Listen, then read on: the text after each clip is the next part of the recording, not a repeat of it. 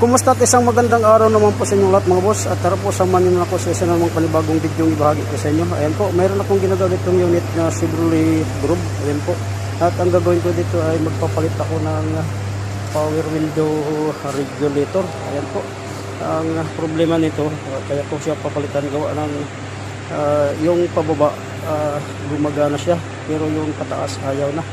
So ayan po, at kinalas ko na yung door trim at nailabas ko na yung window regulator. Ayan po, nandito na, hindi makikita.